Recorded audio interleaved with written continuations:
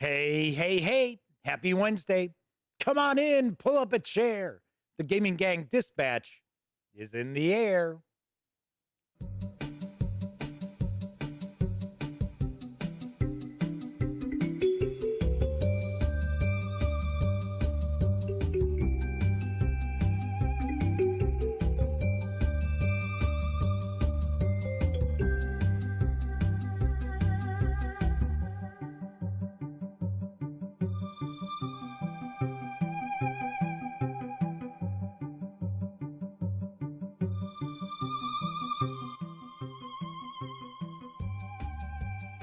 Howdy, howdy, howdy, gang. Welcome once again to the Duct Tape Studios.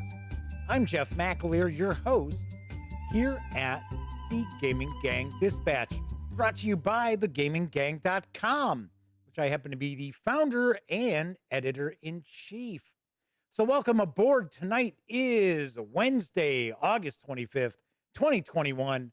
This is live stream number 689. Take two.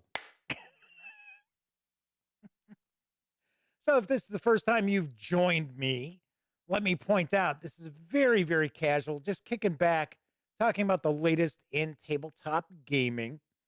So we are not performing rocket surgery by any stretch of the imagination, just hanging out, having some fun.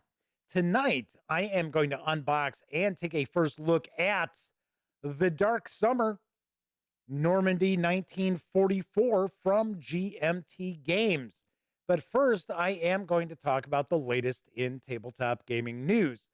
So if you are watching live for take two of the stream, kick back, relax. It'll be about 30 minutes and we will get into the unboxing. If you are watching after the fact, well, then you've got kind of a jump on everybody else. You'll be able to hit timestamps to jump directly to the unboxing if you would like, if you're not really interested in the latest in news. So do want to mention, if you like this video, by all means, please give it a quick thumbs up.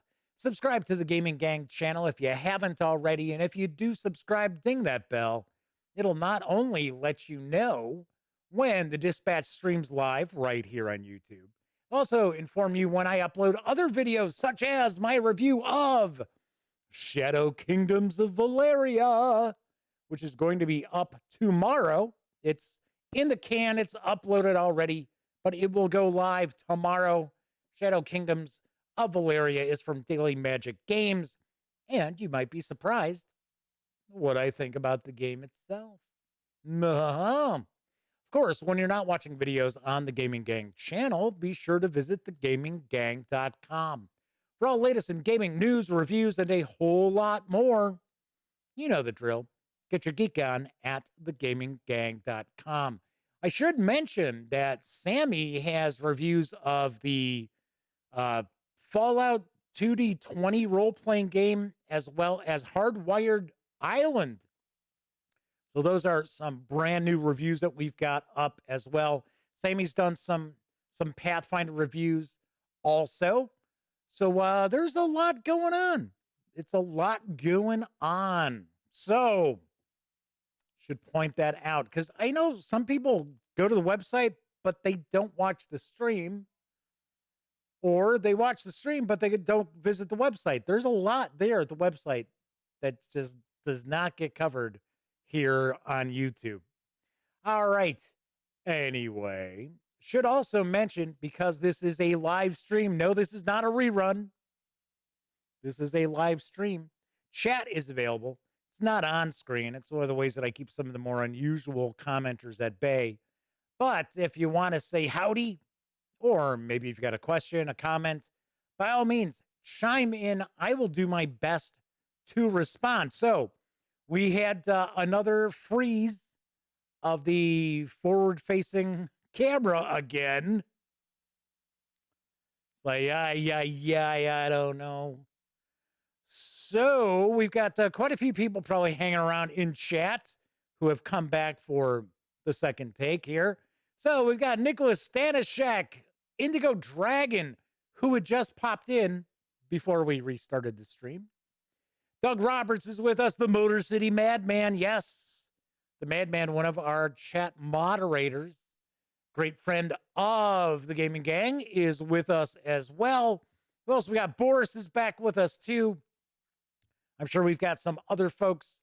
Wouldn't be surprised if Sarah D and Mr. Eddie T are watching also. So, Nicholas is saying that the sound and the video aren't synced up. Chime in, everybody. Let me know if it's synced up or not for you. It's kind of weird because I just went and I switched USB ports that I've got. So the Madman says it seems okay. So Doug Roberts says they are as well. Okay. Because I was going to say, usually, so Indigo Dragon says it's just minusculely off. Boy, I tell you, tonight is just going to be a disaster. All right, most people are saying it's okay. Because I was going to say, usually there's a sync issue when I switch cameras around. So I have to readjust the sync for the software that I use for the stream. All right, we'll find out. We'll see. I'll be the first to admit the early years of doing the stream, it was not unusual for the audio to be a little bit out of sync. So, all right. So Indigo Dragon says it's not enough to be any sort of problem. Cool. Very cool. So, well, hopefully we don't get a freeze again. Like I said, for some reason, I think, I don't know, could have been, it's not the camera. It should not be the camera because even when it froze up, and I have seen that happen before. I use OBS Studio, and I have had things where video freezes, and it's not the camera, it's OBS Studio. Could be a Windows thing, too. Could add a Windows update. You know how that goes. So, all right, let's jump on into the news because we got a lot cooking tonight. So, I was about halfway through the news earlier. So let's jump back in because now available for pre-order starting today from Mythic Games is Steam Watchers. Here's the deets. Steam Watchers unfolds in a frozen Europe broken by an ice age that followed a brutal water level increase. In those hostile conditions, nomadic clans struggle to survive with the regular and puzzling outbreak of steam columns everywhere on the continent. These columns are a testament to intense subterranean heat sources. They free Earth from the grasp of ice and allow mankind to grow food once again. These oases of heat are vital for survival and, unfortunately, only transient. To make things worse, a strange sickness spreads around them, the Bane, which I joked that we're not talking about Batman's villain. We're not talking Tom Hardy here. It affects both mind and body, and to this day, no cure has been found. Handling it is necessary to the survival of the clans. Steam Watchers is a 2 to 5 player game in which you play as a leader of a nomadic clan. You'll struggle over the geothermal resources of Europa in scenarios that last from 3 to 6 rounds. At the end of the last round of the chosen scenario, the winning clan is the one with the most geothermal resources, steam columns, and farms. But a clan can claim victory before the end of a scenario by acquiring 10 geothermal resources. Steam Watchers is, once again, for 2 to 5 players, ages 14 and up, plays around 90 to 120 minutes. And as I mentioned, starting today, you can pre-order this core game for a limited time at the Kickstarter price of $89. There's also a bundle with some expansions and the playmat that you can also score at the Kickstarter price. Once again, I believe that is for a limited time because Steam Watchers was a successful Kickstarter. So yes, this does look pretty interesting. Sort of has a bit of a Risk vibe to it, but I would hope that we've got far more in-depth rules than Risk. The miniatures look pretty cool. I don't think the miniatures are very large, but the sculpts do look pretty decent. So I wanted to share this because it looks pretty cool. So hitting stores this winter from Rio Grande Games is Dice Realms. Here's what I know. In Dice Realms, players vie to improve and expand their realms, which are represented by customizable dice with faces that can be popped out and upgraded for better ones.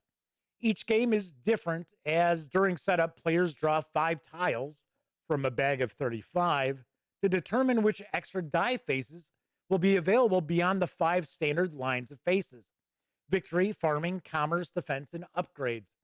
Each player begins with 2 identical dice and can gain more dice during play, in addition to upgrading their starting dice. Play is mostly simultaneous. To begin, players roll their dice, with one player rolling the fate die. If winter appears on the fate die, all players must pay 1 grain for each die they own, or collect a -2 point misery chip. I hate when those misery chips come out. For each grain they can't pay. Players may then re-roll 1 die for free, and they can invest in re-roll and set a die tokens, which allow you to choose the die face result for further control. If a re-roll die shows a re-roll icon, you do power shown on the die and then re-roll it. Players then resolve attacks, starting with any on the fate die that hit all players, and then going clockwise from that player, with each player's attack affecting all their rivals. Each shield showing on your dice lets you ignore 1 attack. Successful attacks can cost players grain, the use of a die for a turn, or the loss of a die face, with that face being replaced with a destroyed face, which can be later rebuilt. Players then collect the victory points, VPs, grain, and coins shown on their die faces, with coins being used to purchase reroll tokens and set a die tokens, repair any destroyed die faces, build a new die, or acquire upgrades. Upgrades are the heart of the game. Players receive upgrades from upgrade symbols showing or by spending coins. Die faces have 1, 2, or 4 dots on them. What's wrong with 3? People don't like 3? What's wrong with the number 3? Yes, Nicholas says, spoiler! This looks cool, but it's way too expensive. We're getting to it. We're getting to it. Jeez. Boy, you'd think these people saw like a preview of this already minutes ago.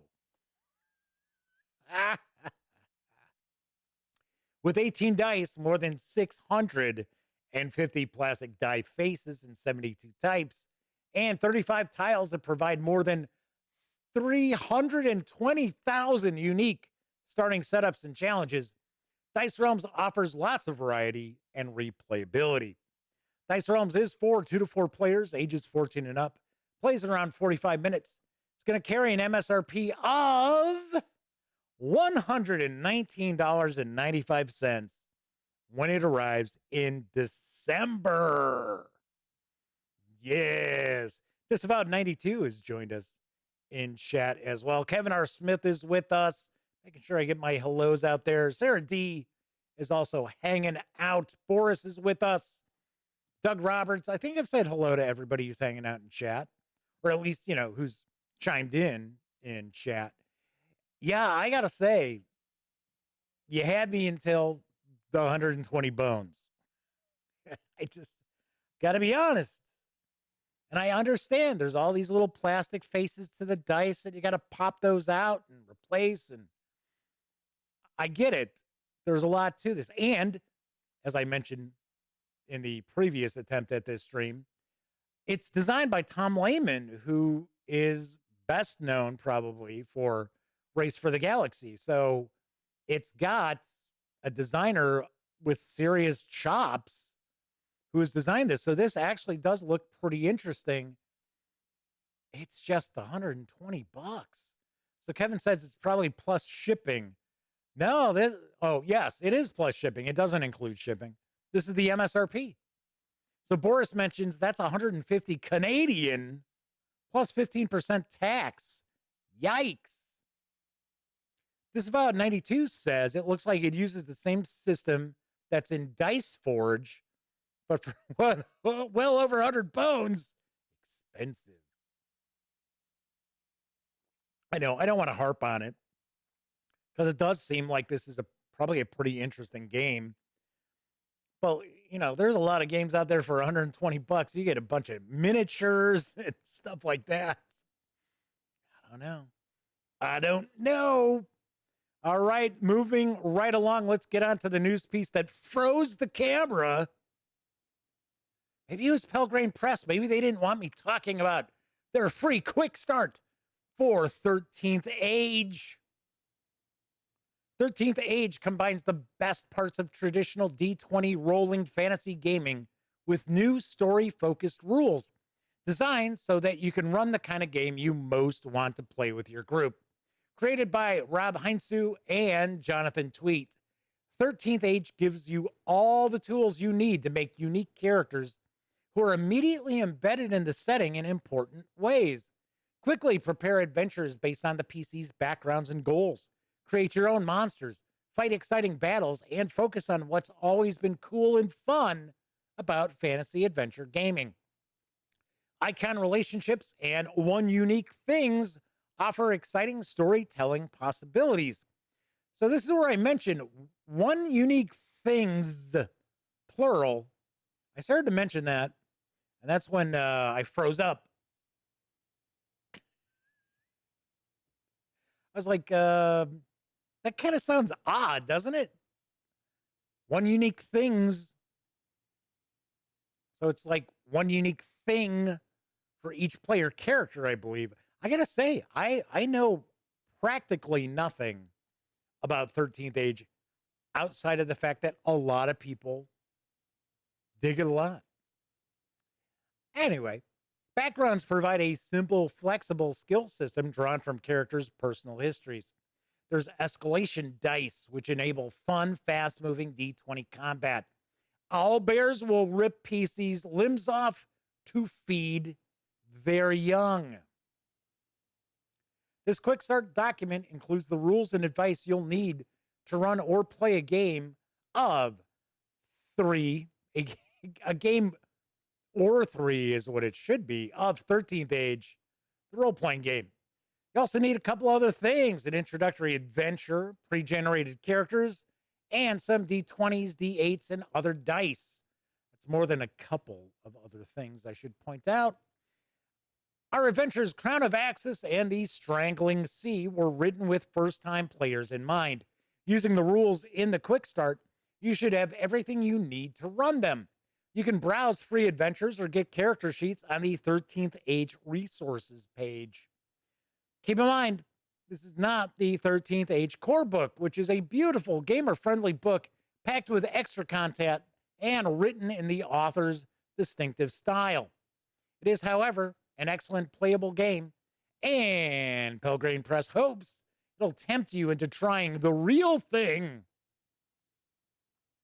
like Coke. The 19-page Quick Start PDF is available for free over at Drive-Thru RPG. Nice. So in chat, people are talking about how 13th Age is pretty cool. So Kevin R. Smith, who I believe I said hi to, if I didn't, I apologize, says each character has one unique thing. And I get that. It was just kind of weird where it's like one unique things brings, it's like, sounds odd. It's like right up there with, well, you'll need a couple other things, and here's 5 things that you'll need. It's like, what? Kevin mentions that it's one of the few games that tries for a well-thought-out theater of the mind combat. Theater of the mind combat can be tricky for a lot of game masters. And I think, I know I'm going off on a little tangent, but I'll get right back to it. I think for a lot of people, if a lot of game masters, if you kind of cut your teeth using miniatures and grids and maps and all these other things, I think that you have a harder time moving into theater of the mind than if you never touched minis and stuff like that. I've said it time and time again. I love miniatures. I enjoy painting miniatures, although I don't get an opportunity to do that too often anymore. But I completely see where people enjoy using minis. I never do, because I present theater of the mind role playing. So Kevin says, yes, I did say hello. Cool. Yeah, you know how I am. If you're taking time out to stop in and hang around and say hello in chat, I want to try to make sure I say hello to you and recognize that you are hanging out live. All right, moving right along. There's a new role-playing campaign that's arrived for Conan, Adventures in an Age Undreamed Of. Say that 5 times fast. From Modiphius Entertainment, I've got the skinny on Waves Stained Crimson. In desperation, the sailors abandoned their oars and snatched up their weapons. It was valiant, but useless. They had time for one flight of arrows before the pirate was upon them. What, one pirate? I must be talking about the ship. From a merciless attack in the dead of night to bloodthirsty duels in the port of Tortage, life is never easy on the ocean waves. In this thrilling campaign, players will raid cities, avenge being enslaved at the hands of a ruthless buccaneer, and write themselves into legend. When their ship is sacked and the daughter of a merchant prince is kidnapped, the players are thrust into a world of intrigue, deadly sorcery, and the threat of apocalypse. Coursing across the raging seas of the Hyborian Age, the adventure confronts terrors of the like they've never seen before.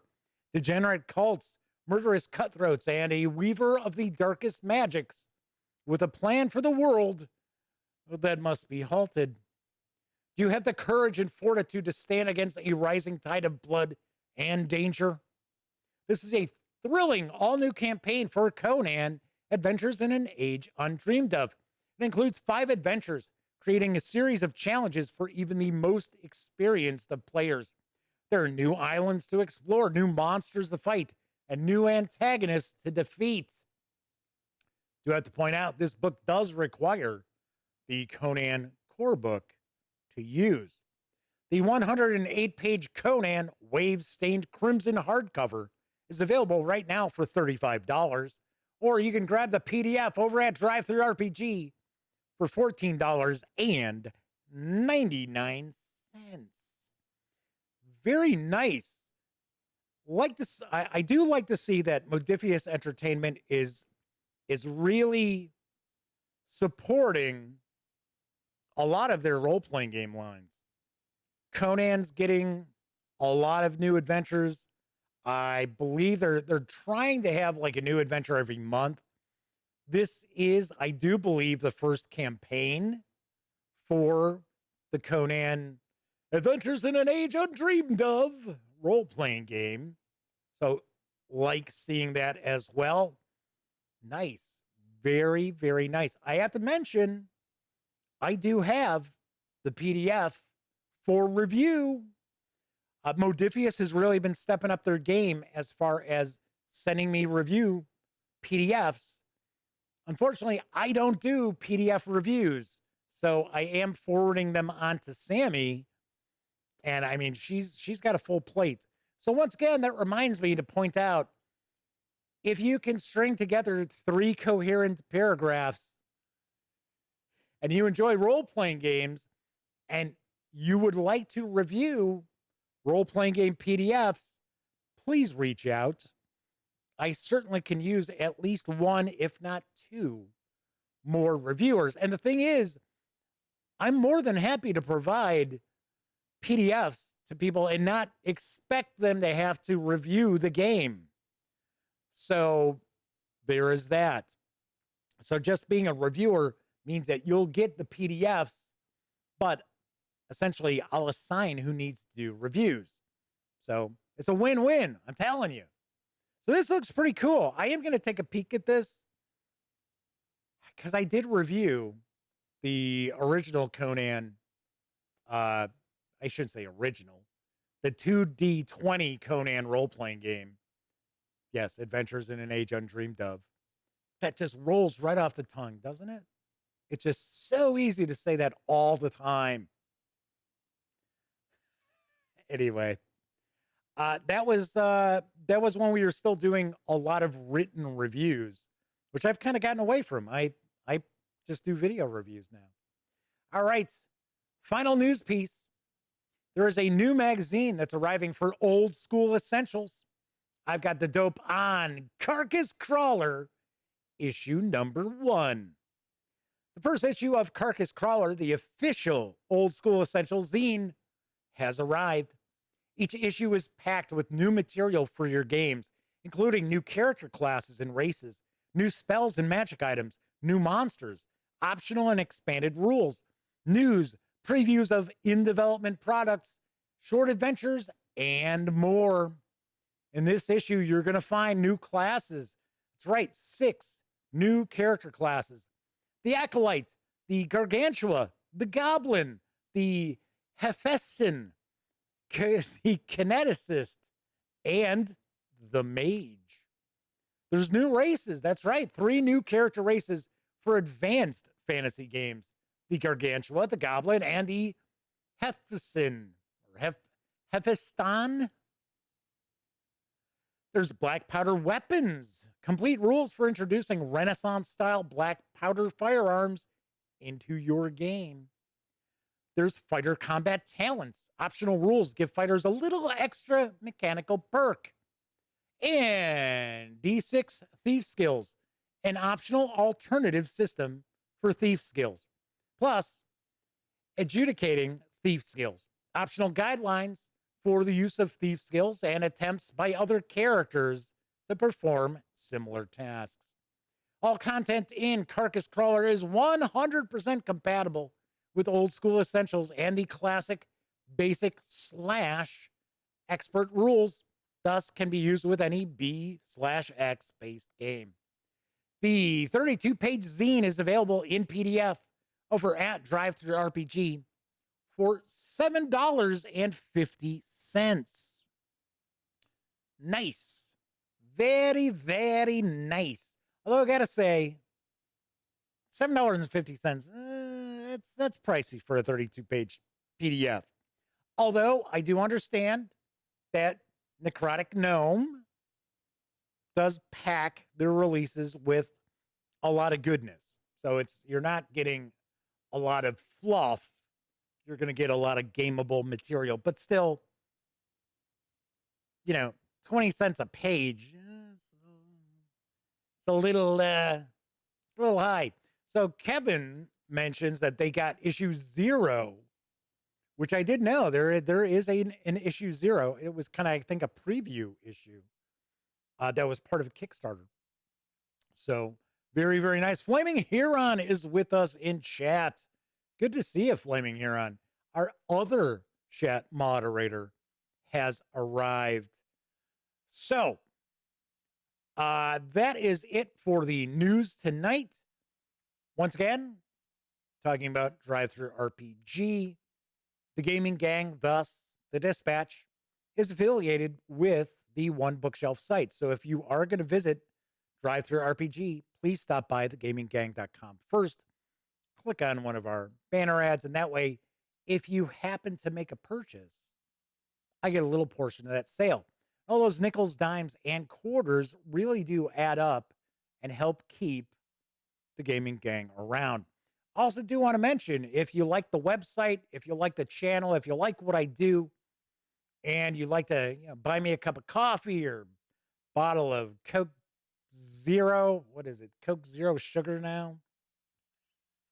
You want to buy me a drink, you can.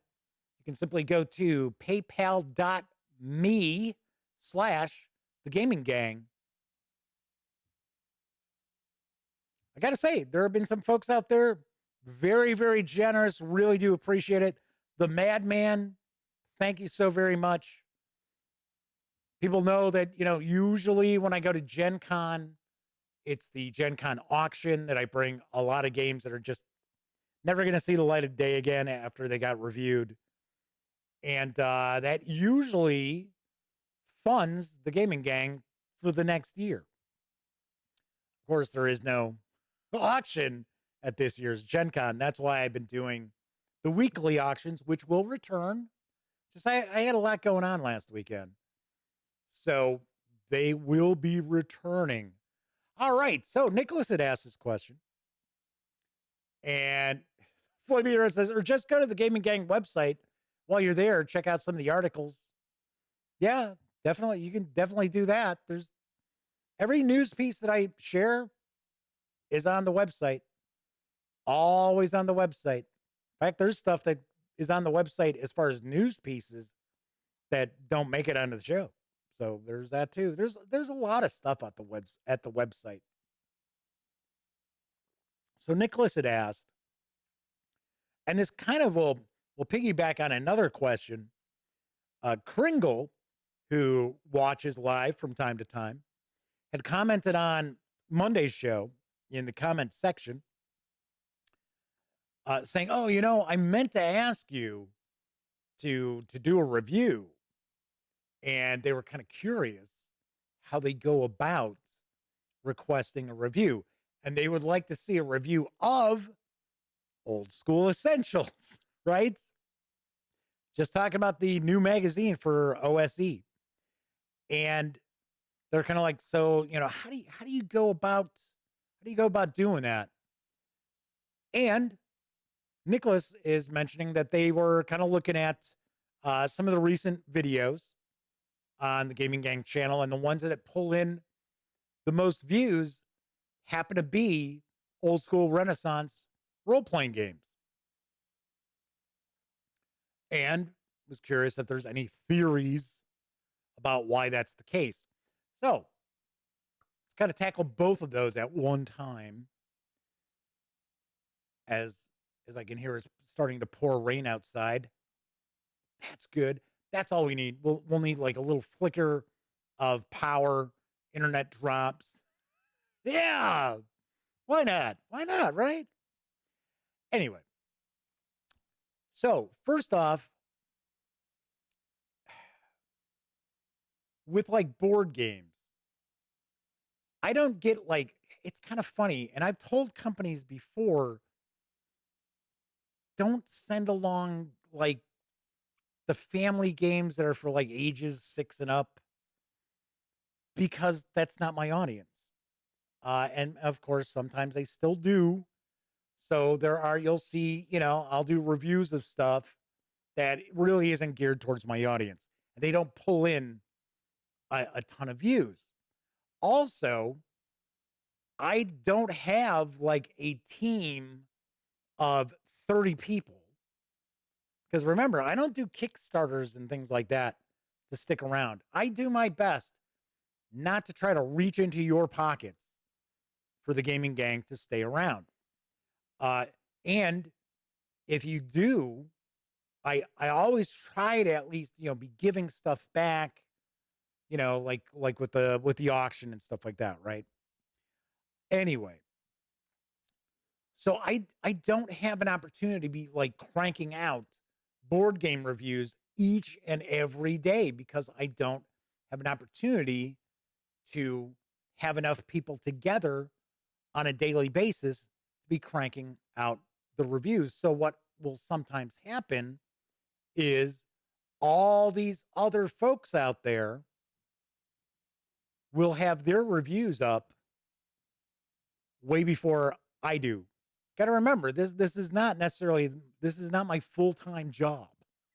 A lot of people, a lot of outlets out there, it is their full-time job. And when they pull in tens of thousands of dollars on Kickstarter, they can sit there, they can play games all day. So anyway, so I think that's one of the reasons why we see more views on the role-playing games than we do on the board games. That said, I love role-playing games. I think it's pretty obvious in many of my reviews. I just love the hobby. And I tend to, I don't script anything when I do the reviews anyway, but I tend to go a little more off script on the role playing games and talk about, okay, this is how I would run this game, or how I would use these mechanics in this game, and here's mechanics that I really do like, and here's stuff that I'm not too keen on. And I kind of bring like a game master's approach to reviews of tabletop role playing games. And I've been around in the hobby since original D&D. Now, I'll say advanced D&D, even though I did have the white box. That wasn't the first D&D I played. So I have experience throughout the decades of role-playing games. So I got a lot of background that I can draw from. So I think that's probably why as well. Plus, I think old school Renaissance role-playing games probably don't get a very, I don't want to come across like, wow, this is such a high quality stream and video and all these other things. But I do see some reviewers out there, they just hold the book up in front of a camera and it's kind of tilted and the sound is awful. I don't know. Maybe this is more of a professional approach to the reviews. I don't know. Maybe. I don't know. This is supposed to be entertaining. Who knows? I don't know if it is. So I think that's part of it too. I think my experience with role-playing games and my love of role-playing games probably comes through in the videos, maybe a little more than the board games do. I mean, when I'm reviewing a board game, you're kind of talking about that board game. You're not necessarily going to be discussing other stuff, like other games that came before, a little bit.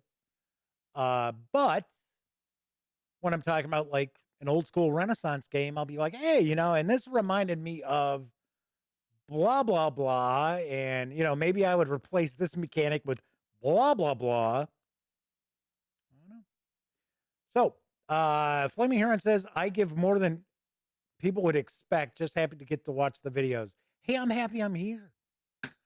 I'm happy I'm here. So, all right. So, second part of that question. How can you get me to review something you want to check out? And I'll be the first to point out, I would love to check out Old School Essentials. In fact, I would really like to check out the Advanced Fantasy, which is essentially, as far as I understand, it is like AD&D. What Old School Essentials did for the B/X, the Advanced Fantasy does for like Advanced Dungeons and Dragons, or first edition D&D, as people like to refer to it as, which is kind of weird because white box, well, actually it was a brown box. Wouldn't that be first edition D&D? But it's funny, it's referred to as O, like 0 edition. It's like, huh, okay. As I just heard thunder. Fingers crossed we get through this without any power outage. There we go. Kabuki Kid has joined us in chat. Good to see you, Double K. Double K's in the house. It's Mew is also with us. It's Mew points out that they found the channel looking into different OSR systems.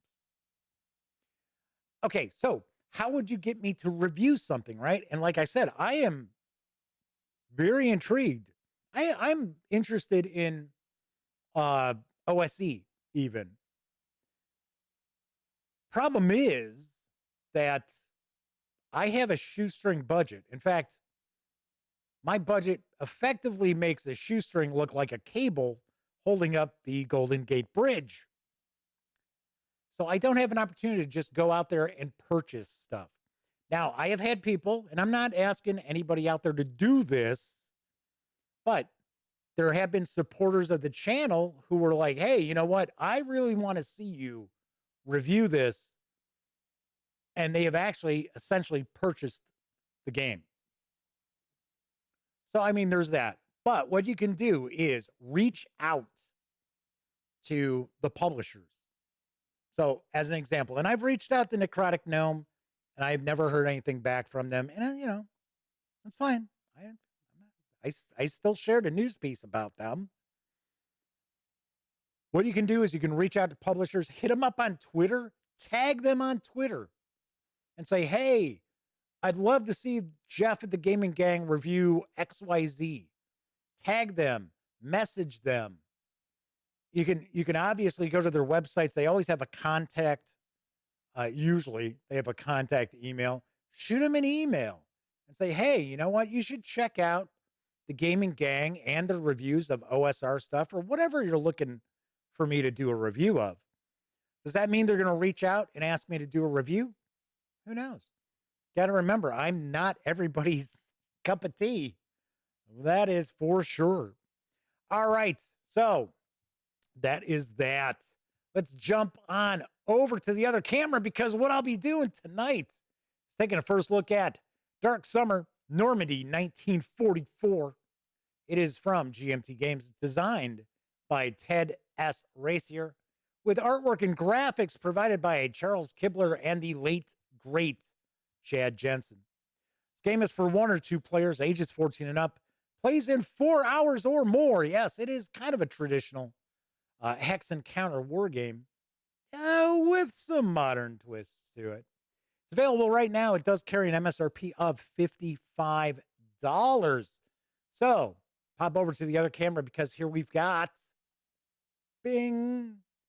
See, that's what happens when I'm sitting here talking for so long.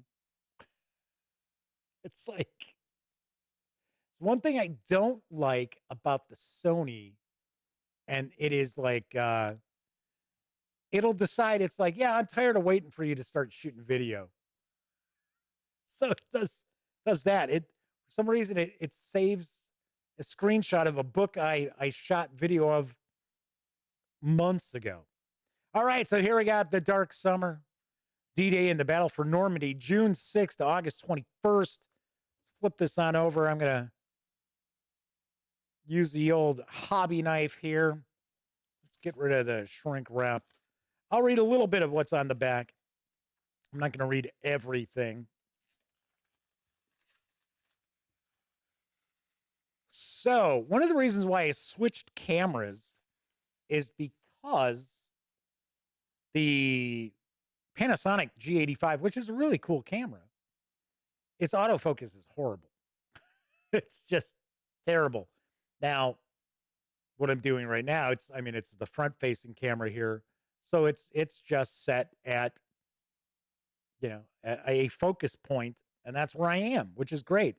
But doing that with, if I want to hold something up and show you a little close up or zoom in on something, focus doesn't always work. All right. On 6 June 1944, the Western Allies landed in Normandy and, after bloody fighting, gained a lodgment in Nazi-occupied France. It took 3 months of vicious fighting before the Allies finally wore down the German forces and broke out and overran France.